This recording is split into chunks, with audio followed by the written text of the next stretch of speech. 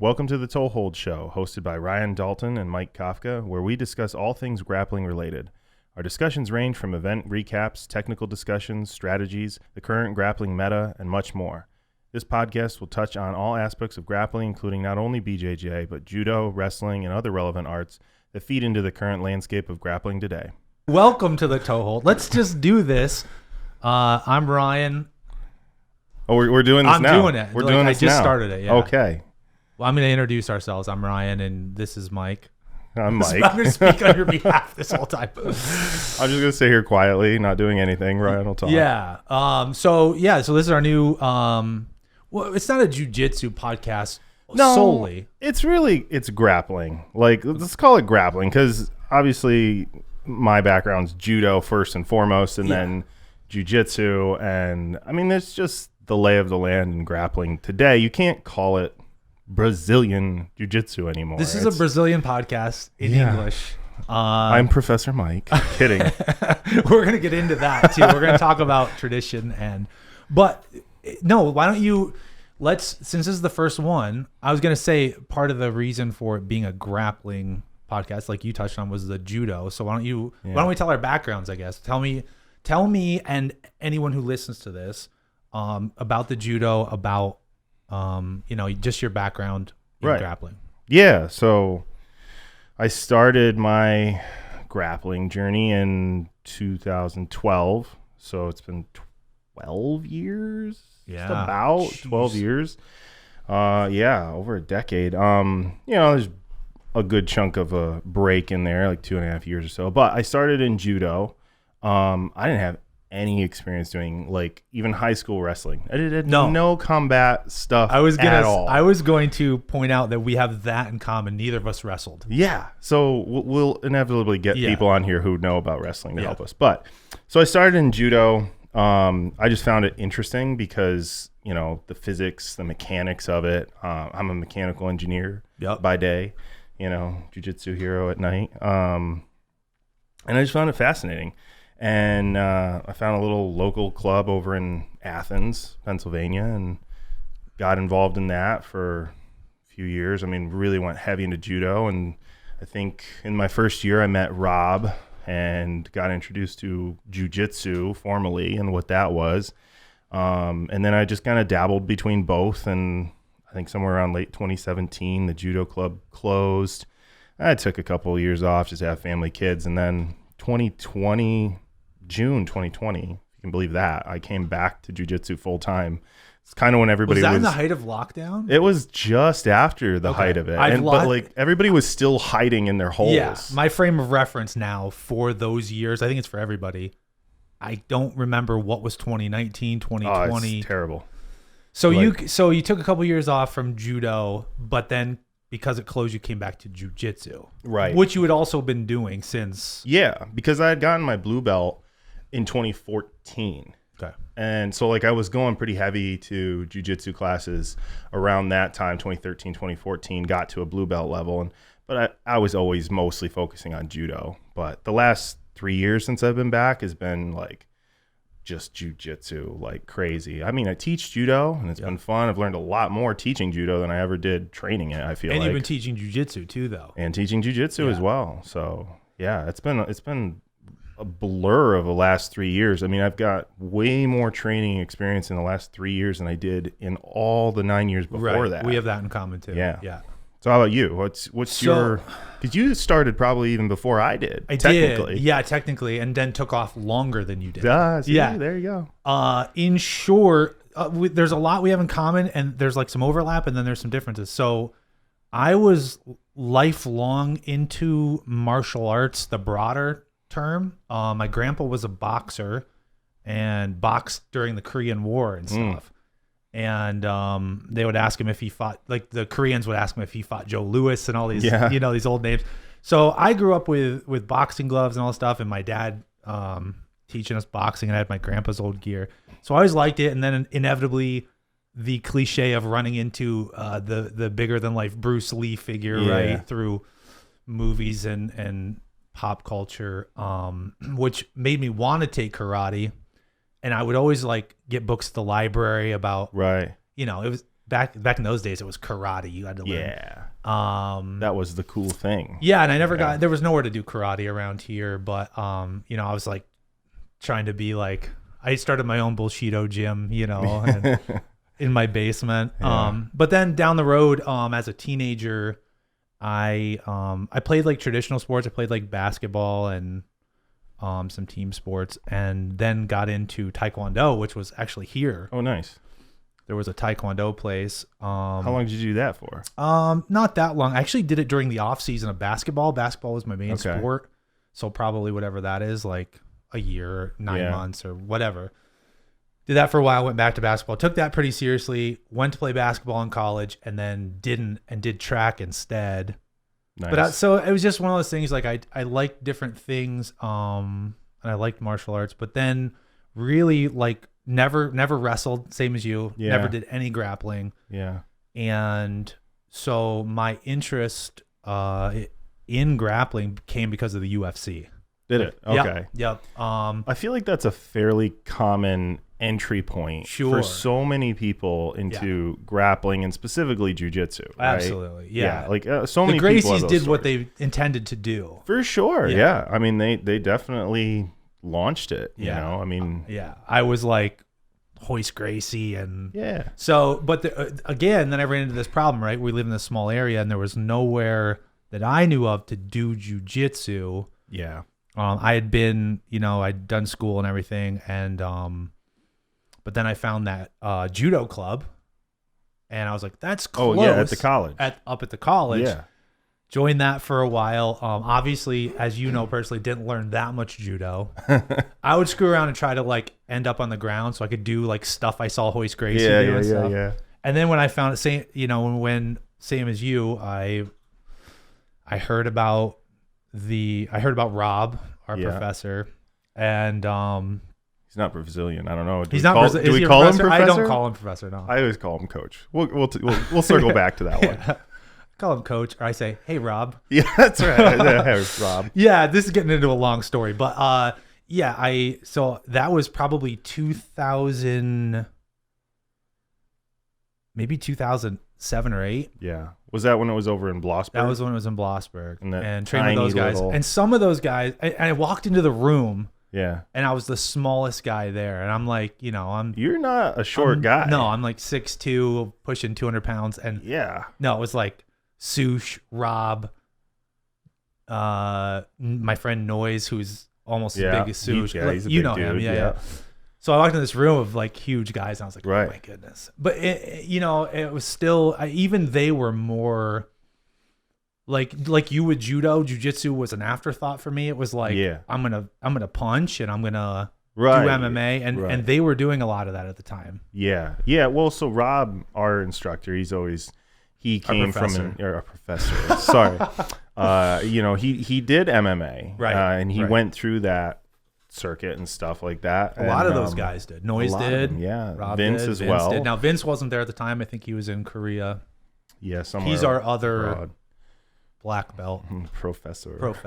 Yeah. It feels so weird to say professor. So I knew him from like high school and stuff. I didn't know him. Right. I didn't know him well, but he wasn't there when I trained. He was gone for a few years. Yeah. So Vince came back to the States when I was kind of in that period where I was, just like starting to fall in love with jiu-jitsu, and I was like coming over to Blossburg probably a couple times a week while I was doing judo 2 times a week. Yeah. That was crazy. But he came back to the States when I was active there, and I remember him coming back and meeting Vince, and that was cool. I mean, Vince is a cool guy. And I'm sure we'll have him on here at some point. Yeah, we'll have to have him on here. So let me ask you this. This made me think of something. What was it then? Because for both of us, jiu-jitsu was an afterthought. I kind of have 2 questions, but the first one is, what was it that made you be like, all right, I'm going to get into jiu-jitsu specifically? Yeah, no, that's a good question. Because so the end of my story, I took some years off, more than you. Yeah. Came back, jiu-jitsu. And then I was focused on jiu-jitsu. That was the biggest difference. I'd never been focused on it before. And when did you come back to it? Because I feel like I remember you walking in like 21, or maybe it was late 2020.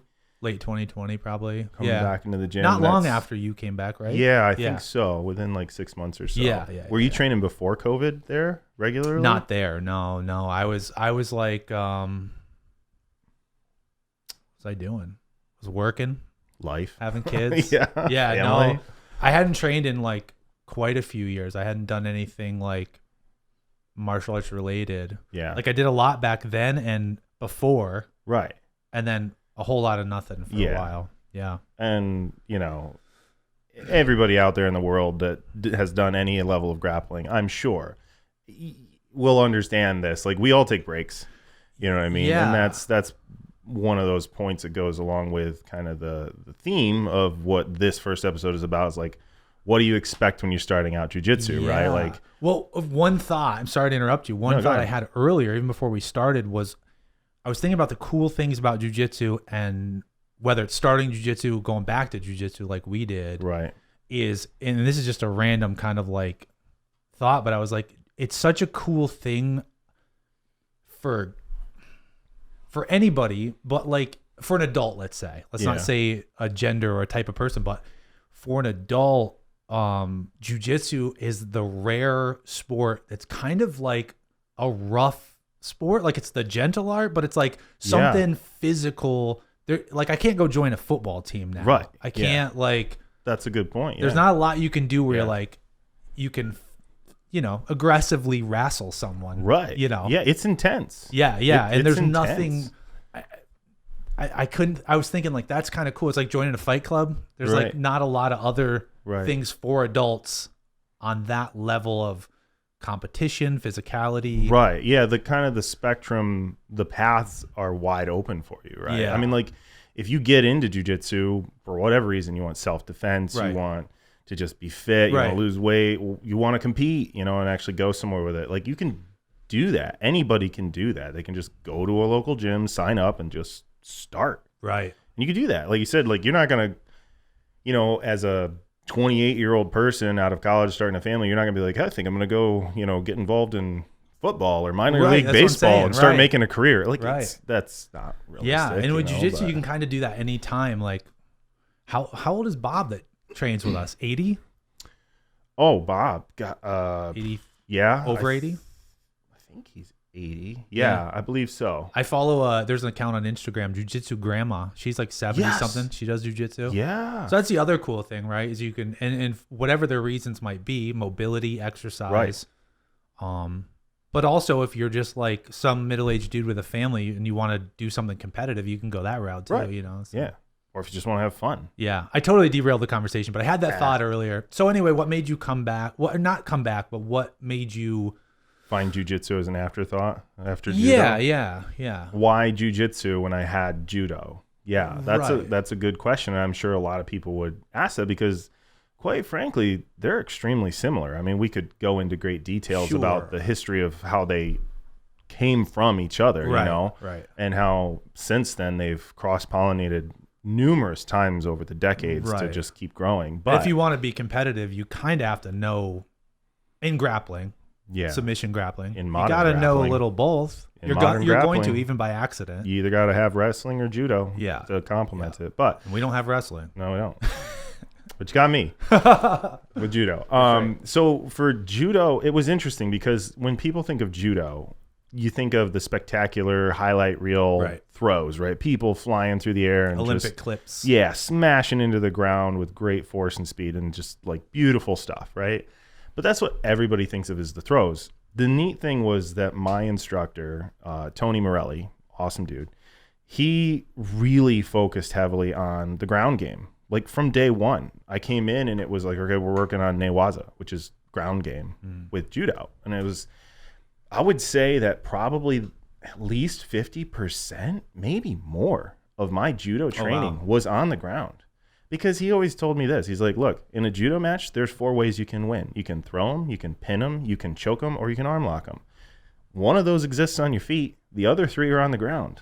So why would we spend all our time throwing people? He's like the John Danaher of judo. Exactly. Why would you ignore 75% of the finishes? Like, right? with judo. So we spent a lot of time on the ground there, which was cool. So I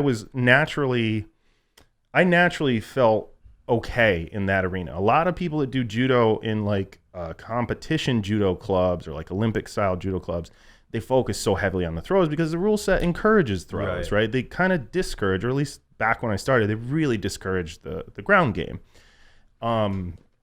Tony comes from a little bit more old school before a lot of the rules changed and you were allowed to just, do that stuff. You had time to work on the ground and stuff. But when you have those competition trained judokas come in and they see jiu-jitsu, they feel a little more uncomfortable because they just don't spend that time there, right? I found jiu-jitsu, I'm like, oh, I'm already familiar with this. So when I met Rob at that first tournament up at the college, from that picture we saw the other day? Yeah. We should put that picture on the screen if we have it. We should. Yeah. Yeah, we'll do that. Edit that in. It's right there. Right there, yeah. So when I met those guys at that tournament, that was my first introduction to jiu-jitsu, but I had solely done judo up to that point. And I was like, I want to go compete. Let's see what I can do. What type of competition was it that a judo guy ran into these jiu-jitsu guys who didn't know judo? It was just like, I don't know if I saw it on probably Facebook at the time. And I was just training and I was young and I was at that point where a lot of people are, they get, 6 months in or so and they're like, all right, I need to go try the things I'm doing, right? I got to find out, does this crap really work? Yeah. Right? Or is it all just a bunch of guys rolling around in PJs, right? Yeah. Like, does it actually work? Do I know something? It's that validation thing. And so that's all that was available. I mean, there's no judo around here. You think jiu-jitsu sparse. Go find judo. It's tough.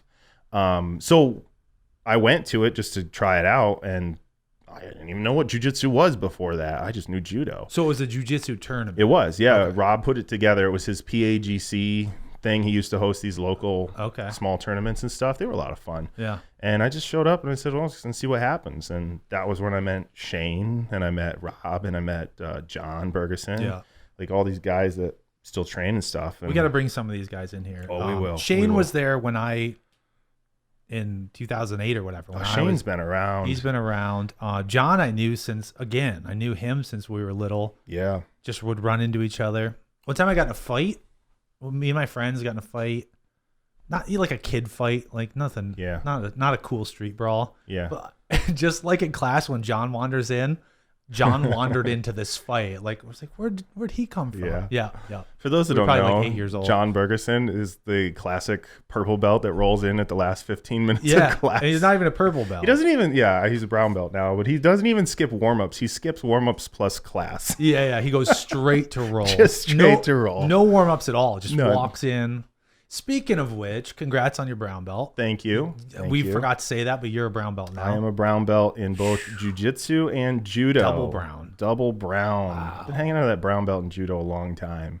Yeah, I mean, you can test for your black belt, right? I can, yeah. And that's actually something I've been slowly working at. Right. It's tough to find another judo player that has the level I need them to do the kata. That's literally the only thing I'm missing is just I got to do a kata, I have to film it, and I have to send it in. Right. That's it. It's just hard to find somebody to do the other piece of that. They have to have now, at least a touching on skills. what you said, even up here where we live in the rural mountains of Pennsylvania, and it's easier to find jiu-jitsu gyms. Yeah. Way easier than finding a judo gym. Oh my gosh. Yeah. I think to find the nearest judo club, it's Williamsport. Yeah, there's one there now. Okay, there is. But beyond that, Scranton. Right. I was gonna say I don't even know where another one is. Pedro's is up in Massachusetts. Like, yeah, you got to go down to Pittsburgh or something. Like, you got to drive hours to find anything. Yeah, it's just kind of a dead area. I just stumbled into it, like you said, like we were talking about at the university, because long story short, there was Professor Stern, Dr. Sternick, right? Yeah, was a judo guy. His children were judo athletes, right? High level, yeah. And I was like, well, that's something. Yeah. And judo was kind of a generational thing. Like there was this generation of guys in probably Dr. Sternick, like my sensei Tony, that it was popular. Back in it became an Olympic sport in I think 64, early 60s. I think it was 64. Yeah. I should know that. But then, it gained a big popularity in the late 60s and the 70s here in the U.S. So that's where a lot of like the New Jersey kind of judo and Scranton judo kind of built in around that. I know a guy who, okay, so you may know this. So I know a guy who by trade is an entertainer. He's like a magician and a hypnotist. Shout out to Eric Mina. Yeah. And I believe he trains in Scranton. And there's a gym there that is now run by a famous judo. I believe he's an Olympian. Now I got to look this up, but I would believe it. Yeah, there's a judo's kind of spread out like that. I mean, if you want like actual like kind of current judo, and maybe I'm speaking a little bit out of turn here because I'm never been a competitive judo player, but like Pedro's is in Massachusetts. I mean, Jimmy Pedro is the guy in the U.S. You know what I mean, for judo. Like he's the coach you want. You got Shintaro Higashi over in New York. He's awesome. He does a lot of YouTube stuff. He's really good. But like, there's this kind of Northeast cluster. You know what I mean? Like I was saying, like there seemed to be this group in the area, and some of those guys probably from the city, New Jersey, Scranton area, stuff like that, said, I want to get out. I want to go to the hills. It's probably where you found Dr. Sternick. That's probably where, I know Bob that you mentioned. Oh, he was from Jersey. Yeah, I think he was from New Jersey originally. I talked to him that area, and he came and he's just like, I just got to get out of this, city. I'm going to go out to the mountains, So I think that was kind of the spreading, the pollination of judo, out. Yeah. But then it just sort of fizzled because judo is a hard sport, man. I mean, I know like grappling in general, it's tough, and jiu-jitsu is tough, but like when it comes to judo, it's a whole other level of grind because you're going to suck at absolutely everything. Yeah. And you're just going to get smashed over and over for like a solid 3 to 6 months too. That's why like when you and I roll, I just sit down. I do the most. That's what everybody does. Yeah. So I found this. We can put this picture up too, but it's called Jason Morris Judo. Okay. Jason Morris. I know that he's name. Famous, and I don't know exactly why. He was an Olympian. I believe so. I think so. Yeah. So he might have been in that group with Travis Stevens, or just before or after. I'm not sure. We'll have to look it up. But that's where Eric Mina trains. I think he still does like. He's one of those like guys who does a bunch of stuff. He's literally magician, hypnotist, speaker. Yeah. And he trains there. Shout out to him, by the way. He started He has a very small YouTube now called Grappling Eric. Nice. We'll have to. There you go. We'll shout him out. Yeah, we can have him on sometime. There you go. We've got a big list of people. I know. We got to have some guests on. It's gonna be fun. So what do we have? We're talking about like our experience and. So to the topic, right, is why we're talking about our experiences, our backgrounds, why we started, is that the whole idea we wanted to do with our first episode was the topic of, what do you expect when you begin jiu-jitsu, right? Like what should you expect if you're new to this whole thing and you're trying to get into it? And one of those things comes down to, like we said, is like, what is the reason that you start? Like everybody's got some reason of why they found it. Like we've talked about ours a little bit. A lot of people, it's self-defense. That's the first thing that comes to their mind. They just say, I want to be able to defend myself, and those guys usually will be like, I don't care about ranks. I don't care about competing. I just want to learn some stuff to take care of myself. That's cool. Yeah. And there's lots of people that start grappling, whatever form of it, for that reason. Right. And then they get hooked. They just get in deep and it changes. And that's one of the things to understand and expect and realize as somebody beginning is understand that your initial motivation for starting jiu-jitsu or whatever grappling is likely going to change. Yes. It did for me. Right. Tell me how yours changed. I'm going to tell you how mine changed. And I thought of a comment on the self-defense thing, but how did yours change? We were kind of starting to talk about that, but from I'm going to do judo. I know you still do judo, but how did it change with jiu-jitsu? Yeah. So like I said, I'm a mechanical engineer. So, physics, mechanics, it's my thing. And I found judo, believe it or not. If you remember the old series, Human Weapon, I think it was on the Discovery Channel, and they would go through these different martial arts. Yeah. And they like these two guys would go and they would learn a few techniques and they'd try it out, whatever, and they'd do like a spar at the end. Right. And I watched that when I was in college, and they did the judo episode, and it was all physics, levers, mechanics. I was just like, dude, this is so cool. Like, this isn't just karate where it's like break the board. This doesn't surprise me hearing this. Yeah. Yeah, exactly. You know me. I'm very, very technical and detailed, and so that was like the start of the attraction for me. Is it wasn't about getting fit. It wasn't about defending myself. I'm not a violent person. Right. I am a pretty easy, going person to get along with. But it was just to do something cool like that.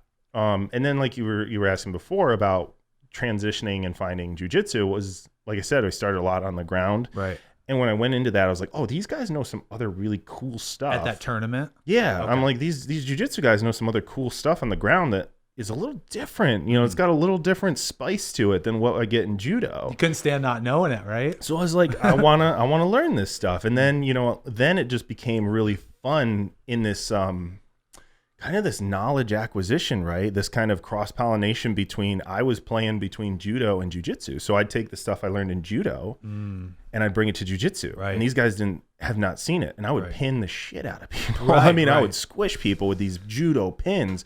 And they don't know it, Right. And then I'd learn stuff in jiu-jitsu, like, cool ways to pass or, really neat chokes or something like that. I'd bring it back to judo, and I'd do that on the judo guys who had no idea. Yeah. So it was it became fun for me to just keep acquiring making both a bigger library. Yeah. And just kind of make this hybrid between the two of them. Yeah. And I just enjoyed the heck out of it. It was so much fun to just keep doing that. And that's why I keep after, and why I keep teaching both of them. Yeah. Well, having taken, I went to most of your classes you taught in the last couple of years, and I can see all that. Yeah. And I've been pinned by like your Keskatami, or what just happened? Oh, it just said starting recording. What? I don't know. We might have maybe lost this the is video. an audio episode. We'll see. Yeah, it definitely just restarted the recording. Oh, maybe cut to another clip. Might have. Maybe it's clipping. We'll see. We'll see. Out. This could be an audio episode. If so, thanks for listening.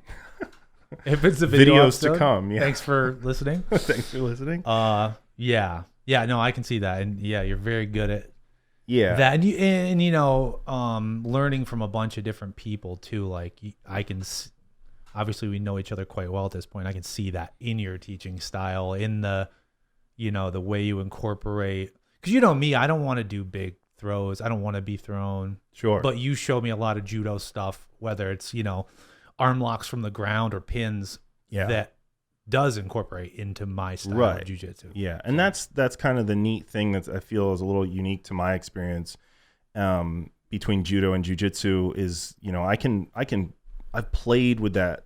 I keep saying that cross-pollination, what I mean? That play between both of them. I pitted both of them against each other a lot of times over the years. And I did that to my parents as a kid. And I've found ways that work. And so I can take that when I have a student that, whatever, like you say, I don't want to do big throws. I don't want to do that stuff. Cool. I can get to where your level is and what you want to do and try to help. Because ultimately you're trying to build a style, your own style. Everybody has their own flavor. It's not that's another a cool prescribed thing set of techniques that like all of us brown belts know to do these 50 techniques. Like that's not how it works. Yeah. Everybody has their whole different game plan. That's another cool thing about jiu-jitsu. Yeah. Is it's your own. That's the neat thing is like where I can take that ability when I got to see how does this work against this? How does that work against that? And I can look at where you're at. What do you want to develop? What's your whole? What do you prefer? What are your mechanics that naturally come to you? And say, okay, I'm gonna get into your space and I'm gonna look at it I'm getting in your shoes and look at it your way, and then give you things that you can play with and work with. That's in the end game of jiu-jitsu in these later years. Like that's been the fun thing for me. That's been the final shift to this point was the teaching aspect of it. When I really dove into like being a teacher and trying to help people get those aha moments, or like I just love it when you can see somebody's face light up because something clicked for them and it filled that gap that they were frustrated with and they just didn't know the answer for. That's cool. And that's where that's the final completion of my journey of the change of priorities of why do I do this from start to up to now. I mean, it may change another 5 years. It might be different. And it probably will. And like you said, it'll change for people from if they stick with it, from why they started to why they still do it. It absolutely will. And like you touched on, I just think it's so cool that Now, why you do it is different, whether it's self-defense or you want to compete or you want to be in shape. And then the cool thing about it is making your style of jiu-jitsu completely your own. Things you're comfortable with, things you enjoy doing. And that becomes different for everybody, so that, you know, like you said, one brown belt isn't like another brown belt. One blue belt isn't like another blue belt. You know, it's just your own journey, and it's your own journey throughout too, from the time you start. So like, that's another thing. Like, you have to really, you're going to get tapped out. You're going to get frustrated, but you don't have to beat people. You don't have to be better than anybody. Yeah. And that's the important thing to keep in mind, I think, with jiu-jitsu too, is like, you just have to keep progressing yourself, because it's going to be your own journey.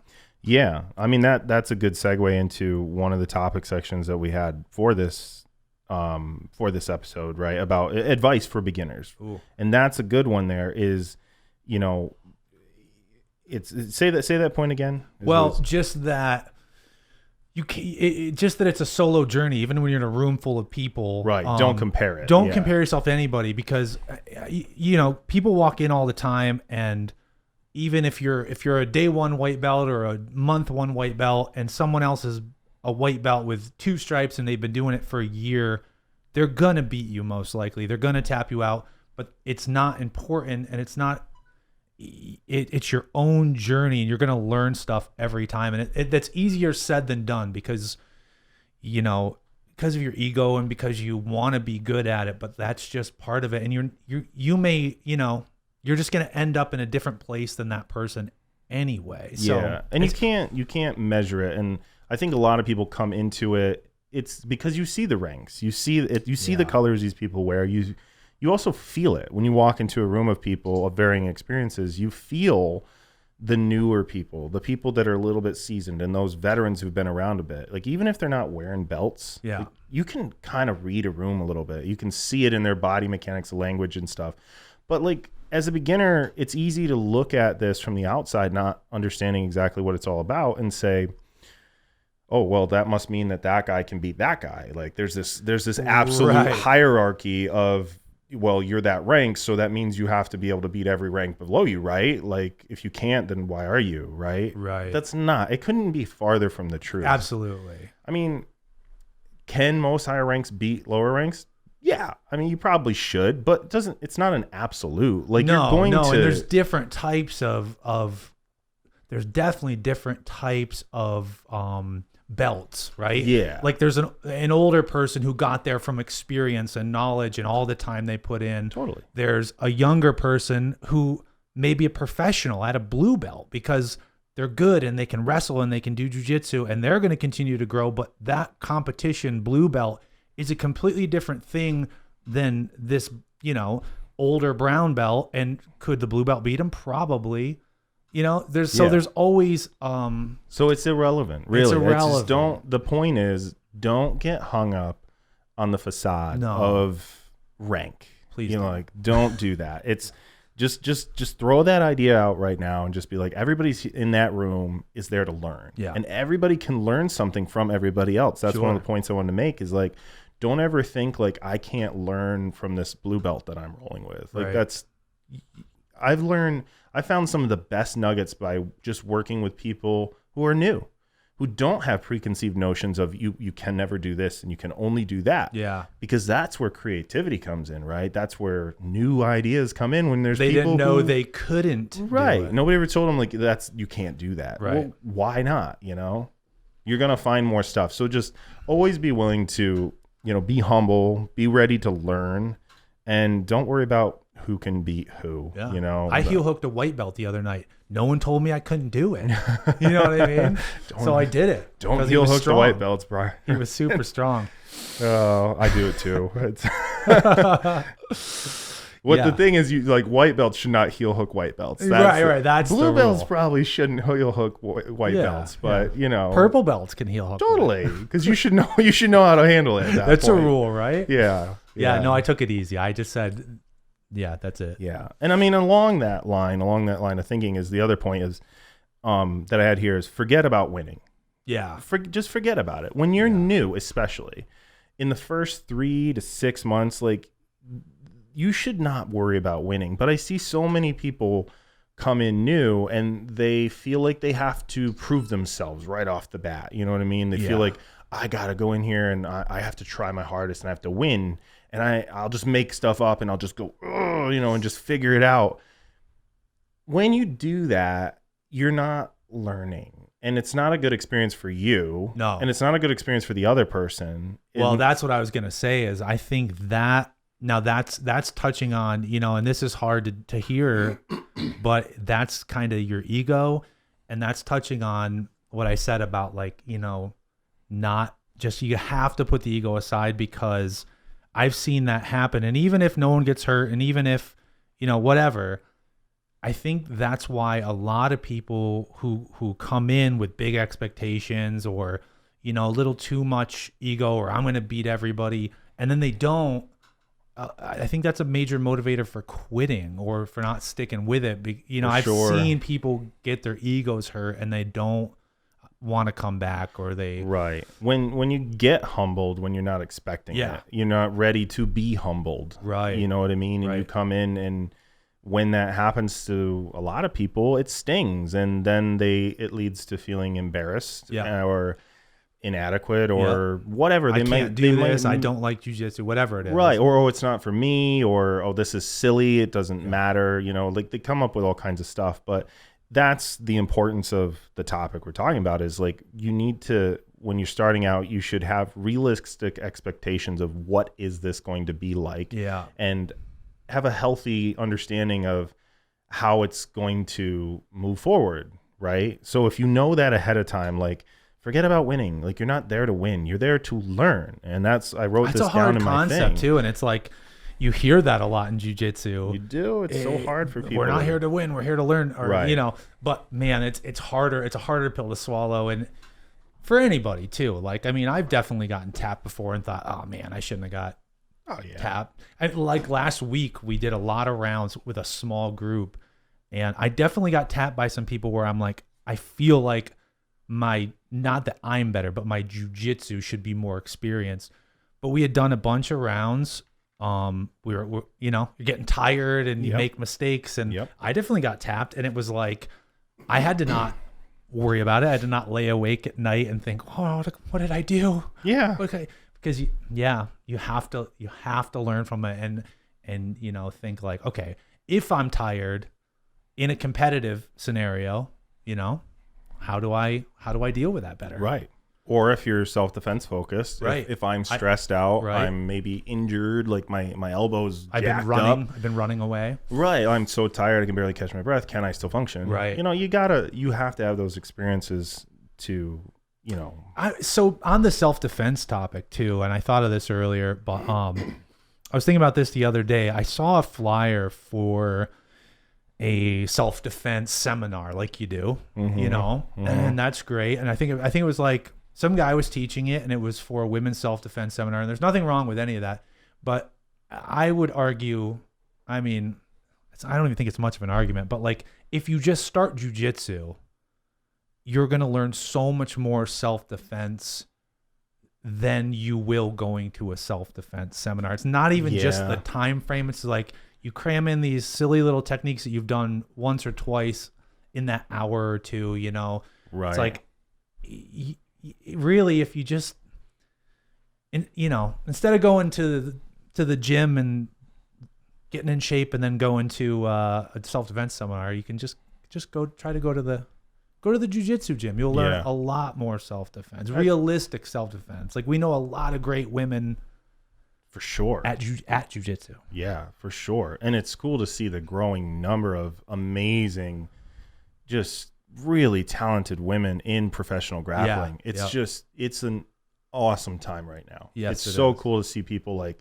Fionn Davies just leading that pack. And she just won last weekend again. She's dominantly a beast. Yep. Yeah. But to that point, I guess that kind of connects back to the idea of set your expectations, right? With whatever it is you're doing. A seminar is no different. If you don't train this stuff regularly and you see a seminar, you want to go do that, cool, go do it. Yeah. Go check it out. But treat it as the movie trailer, not the movie. Oh yeah, that's a good one. You know what I mean? Like it's not the whole picture. You're not going to get the whole story. You're just going to get the quick idea. You know what I mean? It's the elevator pitch. It's just it's the self-defense seminar if you're not training for sure.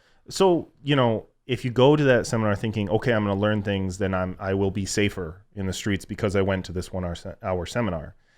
No, that's a bad expectation you set for it. And you're going to set yourself, it's kind of a dangerous expectation. You're setting yourself up for bad consequences or you know, failure. Yeah. So understand what it is. It's a sampler platter, you know? Yeah. And then if you like it and you want to really get serious about it, you're going to have to go put the work in. You know, you're going to have to go find it yourself, and you're going to have to just dive into it and become, you know, a student of it. You're just going to have to apply yourself. You know what's interesting is I was thinking, I wonder why wrestling has never been pitched as a self-defense.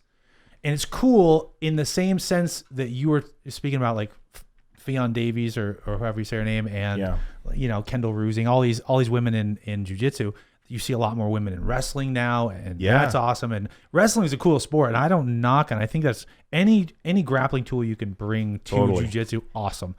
But I wonder why it's never, everything else, karate, jiu-jitsu, everything's been pitched as you can do it for self-defense. Why not wrestling? I don't know the answer to that. I don't know if I have enough experience with that. I guess, I mean, I think some people do. I would say a lot of people do view that if they do wrestling, they would view themselves as being capable of handling themselves in an altercation. Sure. I think just like, but like conceptually, no one thinks like, I'll take up wrestling for self-defense. But I think it would work. Right. Well, I think with that comes down the differences that I touched on earlier about between the different arts, right? Like I said, like judo, lack of submissions, judo's a grind, man. Right. Like I remember, like I was saying, like it's going to be 6 months and you're going to suck at everything, and everything they show you is not going to work. Right. And then one day it's magically going to click, and then you're like, this is amazing, I'm going to stick to it. But you have to have the, I don't know, insanity or whatever the word is, just the self-masochism to just keep going at it, hoping that somebody's going to come out. Jiu-jitsu's different because you can go to a couple classes, find a couple cool, neat little tricks and techniques, and you can apply them in specific situations. Right. You can apply them really quickly. And that's where I think people have that draw towards jiu-jitsu, because it's easy to get a taste of what it's like to be good pretty early on. Not saying you're going to be good. It's just you're going to understand that feeling.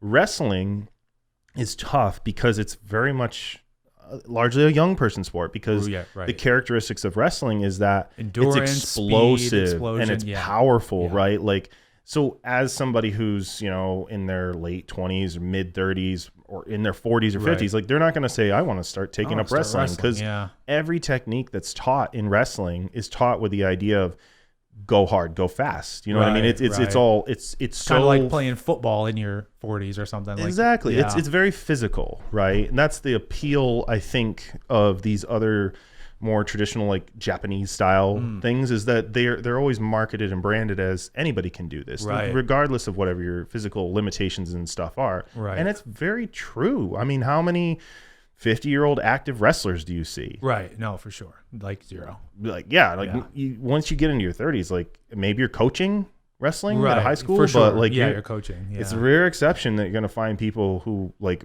did wrestling all through school that are going to continue through their 20s and their 30s, right? Yeah. But jiu-jitsu's totally different. Right. You can pick up jiu-jitsu and it's the rest of your life you're going to do that. Yeah.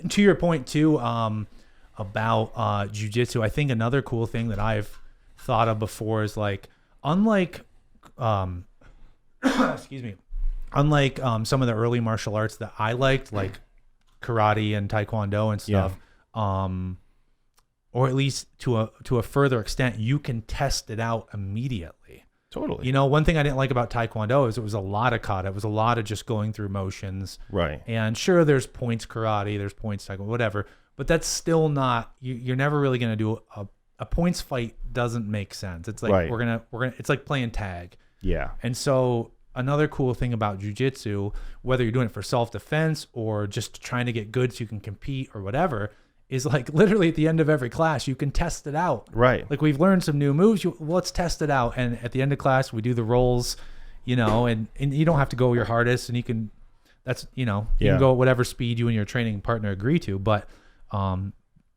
you can test out the moves, you can test out how it feels, you can you can go full force. Sure. Basically, essentially. Right. And then you catch the person or you choke them or whatever and they tap and everyone's safe. Right. But that was a big thing that I liked was like after a lot of stuff, and unlike boxing, I don't have to get punched in the face or get my bell rung or anything. Yeah. But you get to test it out. It's real. Like, yeah, you get to use it. You get to play with it. Yeah. It's an interesting point you bring that up, and I can shed some extra background on that. In that I would attribute that starting from judo and Jigoro Kano and what he did taking Japanese jiu-jitsu, right? And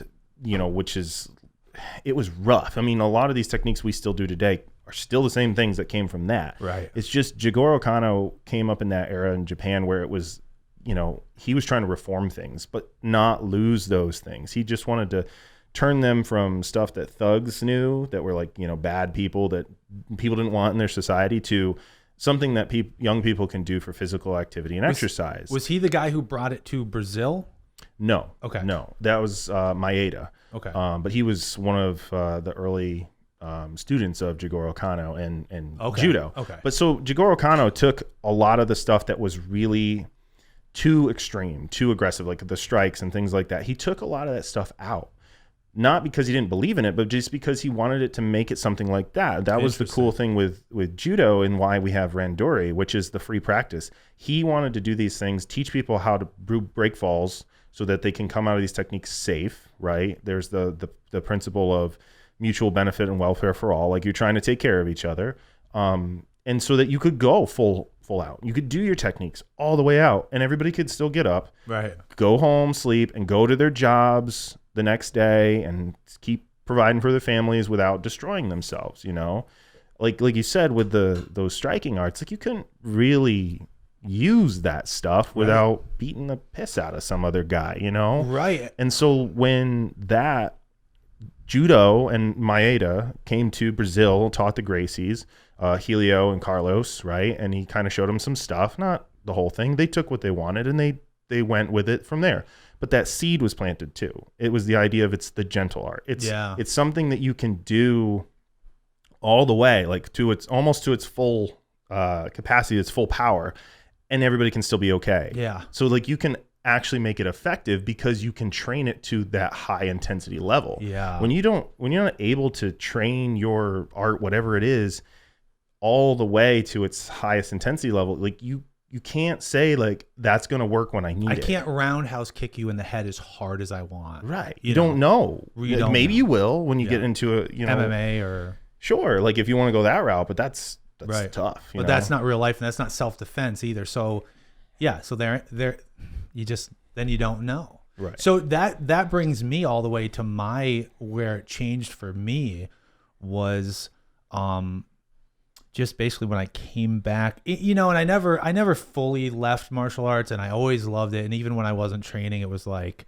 I was consuming it. I was, I'm a big MMA fan, a UFC fan. I watched everything. Yeah. And, and like you can't just passively watch it. You're analyzing what's happening, totally. Who's doing what, everything.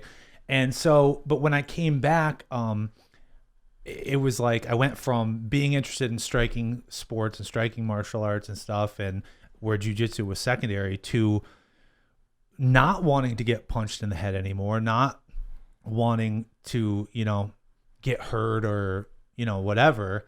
And that's when I was like, that's when it switched for me to be like, I just want to be as good as I can be at jiu-jitsu. Like, like I can be like the best dad my age at jiu-jitsu. I can't be an MMA fighter or whatever. Right. So that just completely changed. That's where it changed for me, is like, and all because of all that history you just went through. It's like, now I can still do this at full force. I can be good at it. I can be whatever, but it's like, it's very unique in that sense. Yeah. And that comes back to that earlier point we made about it's like, it's one of those few things that an adult can decide to get into and go as deep or as shallow as they want to do. Like you said, you're not going to decide in your mid 30s, like I'm going to go play football and be awesome at it. Like, I'm not saying like if you start, jiu-jitsu or judo or whatever in your mid 30s, that like it's going to be hard for you to make it to the Olympics. Let's just be honest. Right. Like, but you might win gold in the Masters division of the local regional things Sure. or Pan Ams Sure. or whatever. Yeah. Like you can do that. Like those, and it's they're cool still that there. Those categories exist. Like you can see something on the world level, like IBJJF, and I'm not putting them on a pedestal because I have plenty to say about them too. But like as an international competition organization, where you see like these 60-year-old guys on the pedestal, and they just went at it. They just like killed each other. Like you've got Masters 1, 2, 3, etc. But like, again, you can't do that anywhere else. But these guys can. You know, they get the they get the glory and they get the competition, and it's pretty awesome. It is, and that's interesting. Like we bring that because there was one other point I had was, you know, sometimes I haven't been super active lately, but I've been on Reddit, and you know, I go through the BJJ community and the judo communities and stuff like that, and other communities, even stuff like skateboarding and whatnot. But I'm always amazed when I see young people, and I'm saying like 21 to 23, and they're like, oh, I really want to do this, but I don't know if I'm too old to start. Like, should I start or am I too old? I'm like, bro, shut up. Like, right. No, just people, go. I was going to bring it. this up earlier, actually. People need to know this. I don't hang out on those subreddits very often. If I'm on Reddit, I'm looking at like silly stuff, or maybe I'm looking up a very specific topic that my ADHD brain went off on a tangent, and now I need to learn on Reddit. But so, you know, I don't always go on there for jiu-jitsu. I try to not, but when I do, I was going to bring up the exact same thing. I see someone, I'm 29. Is it too late to start jiu-jitsu? I'm 30. I'm 40. Is it too late to start jiu-jitsu? Right. And it's like, no. The answer is no, everybody. Let's be it's completely clear. No. The answer is no. Listen, it is not too late. Yeah. If you're 25 or 35 or 45, or I mean, if you're 55 and you feel pretty good, you know, I don't think it's ever too late, you know? And like we brought up some examples earlier, people who are 75, 85. Yeah. Now, I've got a guy over. Lord willing, you're in that good a shape. But yeah, I've got a guy over in the other gym that I was teaching at for a while. And he was in his 70s when he started. Yeah. Like, and he's still out there killing it. That's like, awesome. I'm not saying everybody in their 70s is going to be that capable and fit. Right. But why not? Right. You know, I don't think you can't really be too, I mean, you can in extreme circumstances, but you know, generally speaking, you can't be too young, too old. Right. I mean, it's between you and your doctor, you know, we can't tell you whether you're fit to go or not. You got to figure that out. And you can still do it too, like within reason, like you know, and consulting your doctor, but like you can do it to your best level. No one's going to try to kill the 70-year-old guy. Like, you're going to meet him at his level and just, you know, work with him. And if jiu-jitsu is nothing if not adaptable, right? You can, and we all learn that through, you know, injuries or time off things over the years. Like sometimes you get an injury and that's when you learn, because you're like, well, I can't do that anymore. The way that technique I used to do. So I'm gonna have to figure something else out. And whether it's age or injury or things like that, you know, pushes you to adapt and change like how you train and how you pursue it, like that's fine. Like you're going to get something out of it. You're going to get some benefit.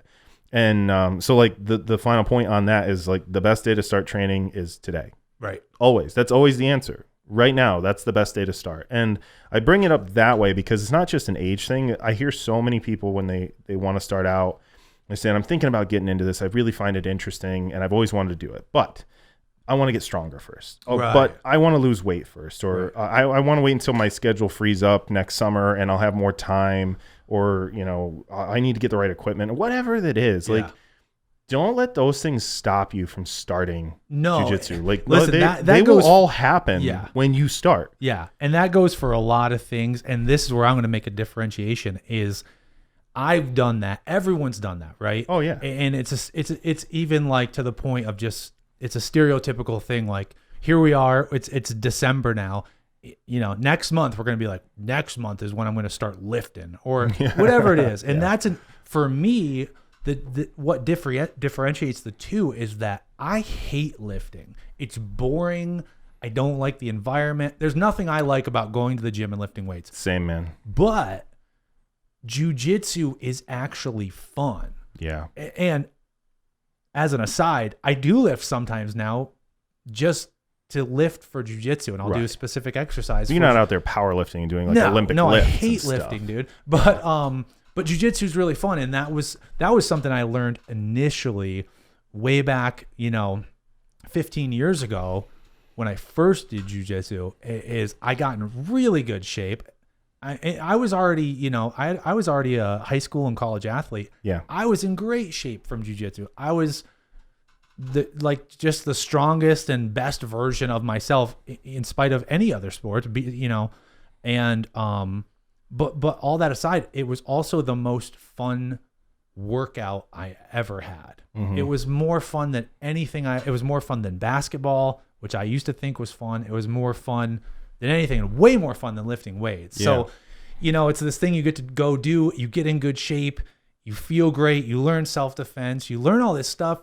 You get to test it out at the end of the class. You get to do it. Yeah. You get to do it. Yeah. And all of it's fun. Yeah. So it's like, it's such a better New Year's resolution than like, I'm going to go to Planet Fitness this year. Right. Like it's just so much better. Yeah. And just go. I mean, if you're worried about those things like getting stronger, losing weight, getting better stamina, whatever it is, like it'll happen naturally. There's like jiu-jitsu strong. You know what I mean? Yeah. Like I'll throw myself out as an example. Like, where I have a video on this, but like I am 6 foot tall. I'm like 280, maybe 285. Like I'm a big dude. You could play football. Yeah. I mean, most people look at me and they just go, whoa, that's a big guy, but like you wouldn't like, I know other people who are my age haven't started yet. And they would think that's a limitation. Like I can't start jiu-jitsu because I'm close to 300 pounds and I absolutely have to lose weight before I even start. Like, forget that. Like, I was just upside down inverted on Vince's leg the other day. Right. And he's like, when did this big dude get a guard game? Like, how is that a thing? But it is a thing. You'll figure it out. Yeah. Like, and whether you could be too small, too skinny, to insert whatever you think, Yeah, they're all just limitations that are self-imposed. Yeah. Like jiu-jitsu will work in some way or another for everybody in whatever your condition is. So don't let those things hold you back as a beginner.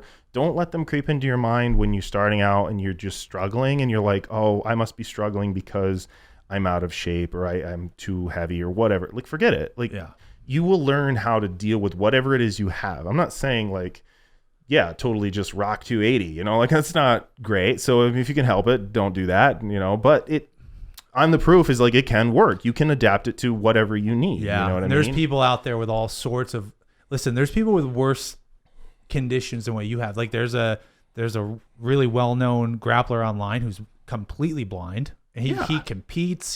There's amputees, there's old people, there's like there's Paralympics has blind judo. Yeah. Yes. Shout out to what's his name? Anthony. He's got a cool YouTube page. I wish I could think of his last name, but he's blind and he's a judoka as well. Is that what it is? A judoka? Did I say that right? Judoka, yeah. Yes, dude. Yeah. That's because I've been going to your class. Ah, see, there you go. You're learning. But those are amazing athletes who have otherwise, anybody would say, well, I can't do that because I'm blind. Forget it. There's no limitation other than what you set for yourself. Yeah.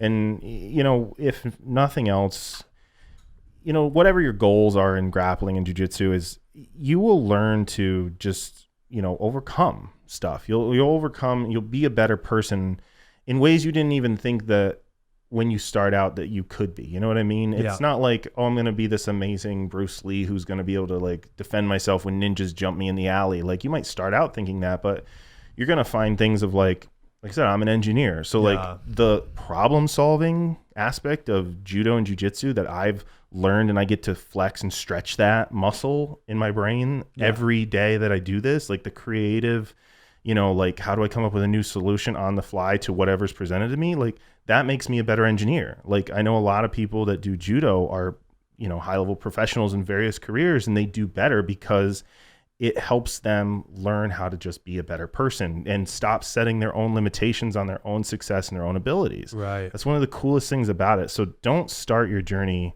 with those limitations. Like we can both tell you, we've experienced it. We've felt them. We've put those limitations on ourselves at some time, but we've both been in this long enough to tell you it doesn't matter. So if you can just take that nugget and just say, okay, I'm just going to forget that. I'm going to go show up. You're on your way. Listen, this is your New Year's resolution. If you've been thinking about it, just do it. Stop thinking about it. Yeah. Just do it. It's a great New Year's resolution. I think we're like at over an hour now. And I think that's a really good way to end with some encouragement. As we approach the new year, we got a new podcast with Mike and myself, Ryan, and just do it, right? Yeah, just get started. I can tell you for sure, you will not find a single jiu-jitsu person who says, oh man, I started this too soon. I definitely could have just waited 3 years before I started. Like everybody's going to say, man, I wish I had just started another year or two sooner. Oh, or someone's going to be like, I wish I would have started when I was 6 years old. Like some of these kids, you hear that all the time. Yeah, but you didn't know you loved it, or you set those limitations on yourself. So just do yourself a favor. In 10 years, you're going to thank yourself, for it. You're just going to be such a better person than you can even imagine. So jiu-jitsu, grappling, whatever it is, it's a great sport. It's a great hobby. You can do it competitively. You can just do it for fun. But just go do it. That's the key. If you're going to start, just go start. So I agree with you. Like this feels like a good spot to stop without going too crazy. I have like a million notes of other things that we could talk about. We're going to too. And we're going to have guests on, like Mike said. We're going to have some black belts on. We're going to have people with different backgrounds and experiences. And hopefully it'll be enlightening and encouraging, and you just get some different perspectives. I know for me, when I'm like on YouTube, like it's jiu-jitsu is growing, but it's still like you can never get enough stuff to learn, stuff to talk about, stuff to listen to, stuff to watch. Hopefully watch next time. Hopefully next time we'll get the camera situation get that one figured out. Yeah, it'll be fun. But thanks for checking out the inaugural. Is that the word I want? Yeah, the inaugural episode of The Toehold. Yeah, The Toehold. With Mike and Ryan. We like the name, The Toehold. I like it. Yeah, let us know. Let us know if you like it. We'll talk to you real soon. Thanks for hanging out.